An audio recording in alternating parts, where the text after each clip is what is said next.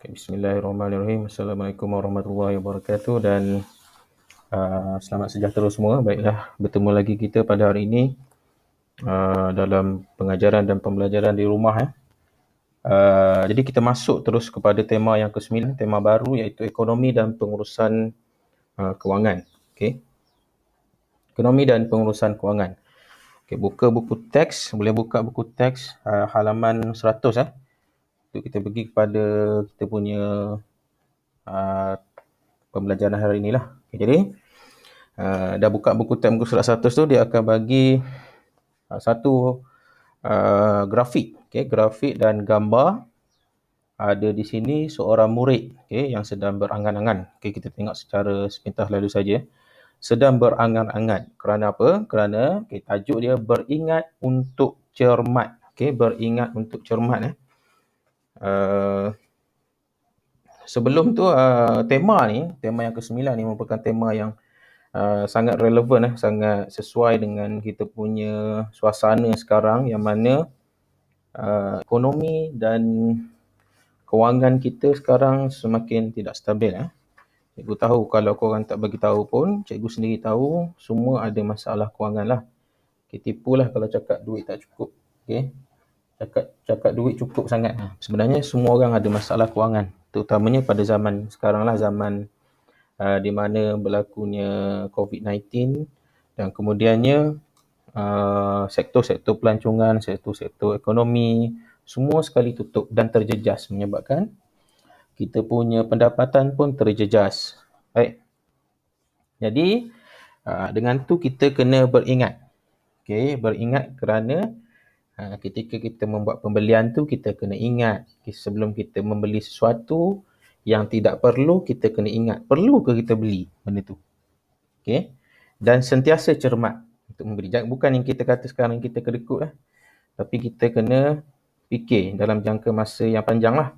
Kalau kita beli ni, apa kesan dia? Kalau memberi kesan yang bagus, tak apa. Jadi di sini Faris diminta oleh guru untuk menulis karangan tentang kebaikan berjimat cermat. Dia teringat akan beberapa ungkapan menarik yang pernah diberitahu oleh gurunya. Dia ingat. Jadi gambar ni, ini Faris lah ni, dia teringat lah cerita-cerita yang telah diberitahu oleh gurunya dan kesan daripada sekiranya dia cermat ataupun dia berjimat cermat ni. Jadi gambar yang pertama, kalau kita lihat gambar yang pertama ni, kalau kita menabung, kalau kita simpan duit, kita dapat gunakan. Gaji gambar yang pertama, cikgu hurai kat sini. Gambar yang pertama, dia menunjukkan dia bersedia pada masa hadapan kan. Membuat persediaan untuk masa hadapan. Masa hadapan ni apa? Awak sebagai murid mesti ada keinginan untuk menyambung pelajaran. Jadi masa depan dia untuk menyambung pelajaran lah. Tak kisahlah di universiti ke, di kolej-kolej ke. Mesti ada keinginan. Takkanlah terus habis belajar nak kahwin kan? Takkanlah habis belajar SPM je dah nak kerja. Seterusnya, dikata dekat sini, menggunakan simpanan untuk memberi barang-barang keperluan. Jadi kat universiti ni, cikgu sendiri pernah melalui situasi yang mana nak beli laptop. Laptop ni bukan 100-200, harga laptop ni sampai ribu-ribu, beribu-ribu. Jadi perlukan duit. Nak masuk universiti, nak gunakan laptop, semua orang kena pakai laptop. Jadi kena ada duit untuk membeli barang-barang yang mahal tu lah. Contohnya laptop, buku-buku dan sebagainya. Nak bayar yuran dan sebagainya lah. Gambar yang kedua. Dia tengok pula, dia fikir pula masa depan dia. Gambar yang kedua ni apa? Kita tengok dia ni, mungkin dia lah ni. Dia sedang duduk atas kerusi roda dan dengan berbalut kaki kan. Menunjukkan dia ditimpa kemalangan. Tak kisahlah kemalangan ke, sakit ke. Jadi gambar yang kedua ni dia merujuk pada persediaan waktu kecemasan. Kita tak tahu kan. Sakit ni, sakit lah, tak kisahlah sakit kritikal ke, sakit biasa, sakit luka ke, sakit cedera akibat kemalangan ke, kita tak boleh jangka. Kan? Apa nama tu kita panggil? Bahaya ke apa ke ada di mana-mana. Jadi boleh menimpa kita. Kan? Sakit, tak kira sakit jantung ke, lumpuh ke. Jadi sakit tak mengira usia. Jadi bila berlakunya kesakitan ni atau berlakunya jatuh sakit ni, kita memerlukan perbelanjaan yang besar untuk merawat penyakit tu lah. Contoh orang yang sakit jantung, perlukan rawatan untuk merawat jantung. Dia memerlukan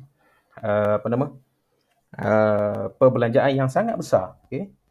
sekiranya melibatkan sakit jantung. Jadi kena ada duit. Jadi macam mana cara dia? Menyimpan. Okey. Jimat cermat sekarang lagi, bermula sekarang. Tak kisahlah, takkanlah. Cikgu takkanlah saya ni baru umur 13 tahun dah kena sakit. Cikgu takkanlah saya 13 tahun dah kena sakit jantung. Sakit ke apa ke tak mengira usia. Kan? Jangan cakap muda. Okey. Jangan cakap tua lah. Sakit, yang tua je sakit. Yang muda pun ada yang sakit. Okay, gambar yang ketiga pula. Okay, bila dah simpan banyak-banyak tu, kita tengok dia ni sedang mewah, hidup dalam kemewahan. Ada rumah besar, ada kereta besar, kereta mewah, kan? Okay, sebab apa? Sebab dia menabung. Gambar yang ketiga ni memupuk sikap menabung lah. Okay, jadi dia mampu membeli barang-barang yang mahal, barang-barang yang mewah, rumah besar, kereta besar, mampu memberikan kebahagiaan, dapat kongsi kesenangan ataupun kongsi duit tadi tu dengan ibu bapa, kan? Kita mampu menyenangkan ibu bapa. Takkanlah kita tua-tua nanti, kita dah besar nanti, kita nak minta duit lagi dengan mak ayah, kan? Takkanlah kita nak minta, mak nak beli top up, nak RM5, kan?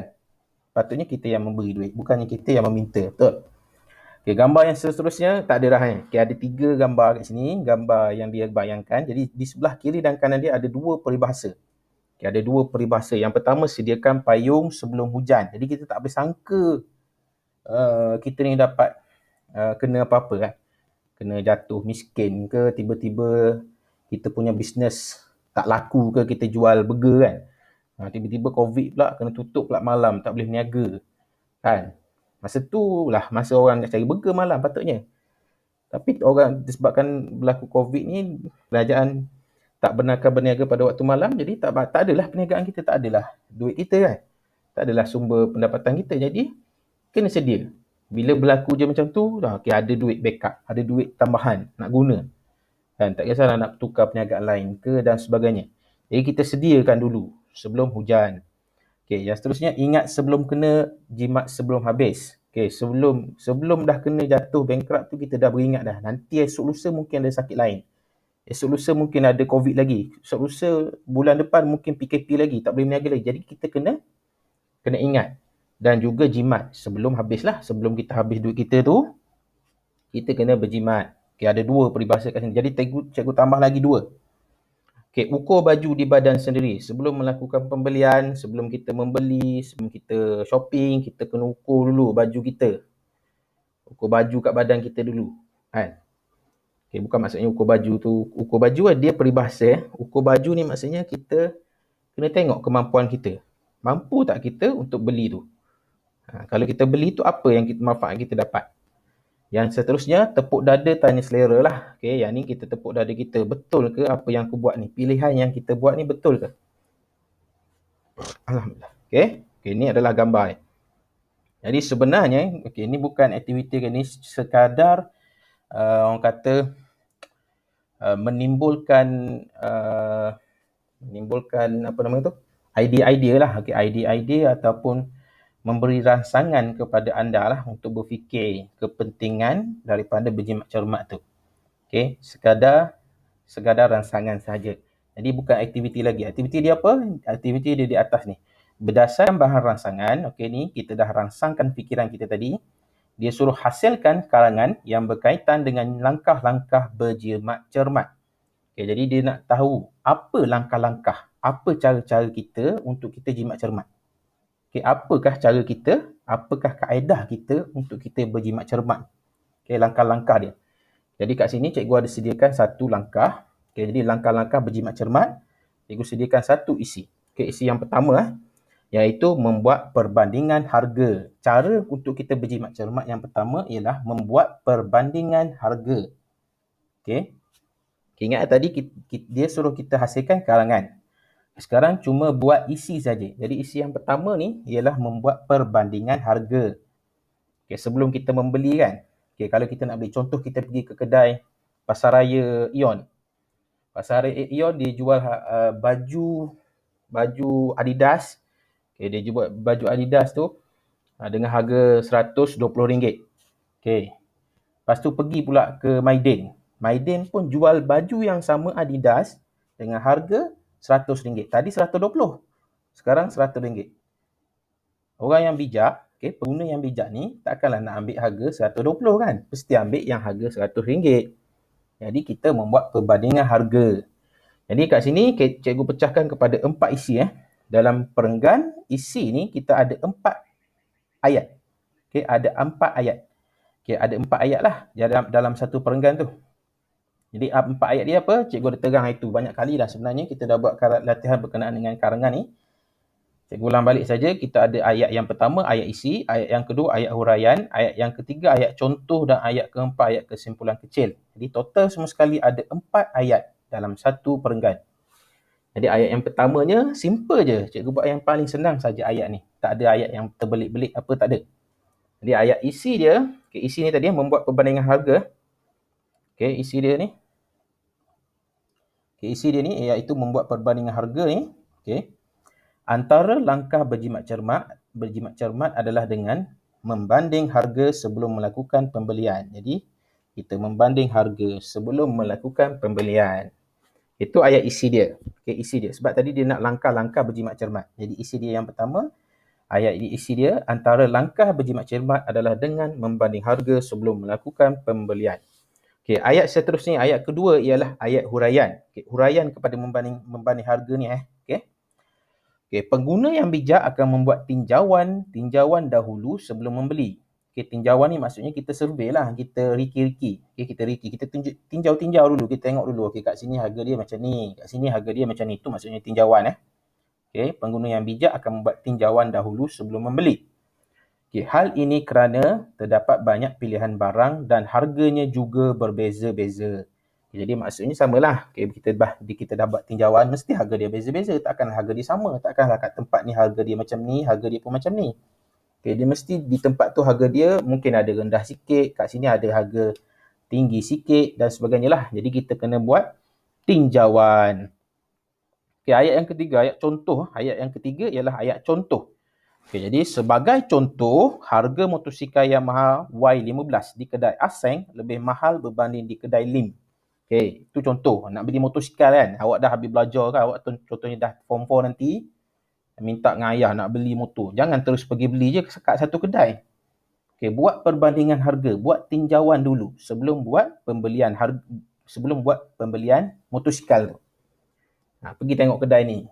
Harga motosikal nak beli apa? Nak beli Yamaha Y15 kan? Yamaha Y suku. Nak beli kat kedai ni harga dia mahal sikit. Pergi kedai satu lagi. Mungkin kat kedai ni murah sikit. Jadi pergilah kat kedai yang lebih murah. Jangan pergi beli dekat kedai yang lebih mahal.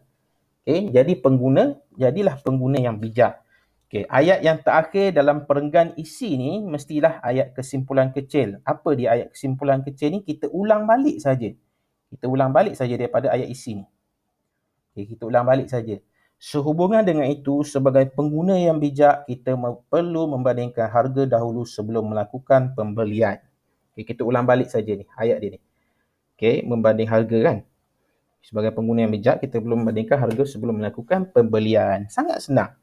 Ini adalah isi dia yang pertama. Isi isi. Bukan pendahuluan tau, isi. Kita terus kepada isi. Pendahuluan dia tak perlu buat lagi.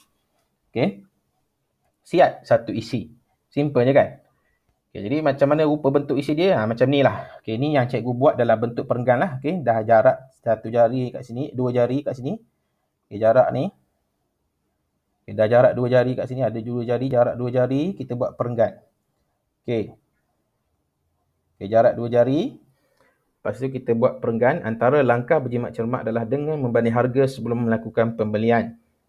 Pengguna yang bijak akan membuat tinjauan dahulu sebelum membeli. Hal ini kerana terdapat banyak pilihan barang dan harganya juga berbeza-beza. Sebagai contoh, harga motosikal Yamaha Y15 di kedai Aseng lebih mahal berbanding di kedai Lim.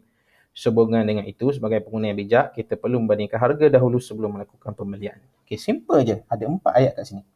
Totalnya semua sekali ada 4 ayat. Siap satu perenggan isi. Perenggan isi pertama lah. Bukan pendahuluan. Pendahuluan kita tak buat. Kita terus kepada isi. Jadi isi dia ialah membuat perbandingan harga. Jadi cikgu dah bagi dah isi pertama. Tugasan kita pula. Siapa saja tugasan awak ni? Tugasannya salah eja. Salah eja. Okey, tugasan awak hari ini simple saja iaitu lakukan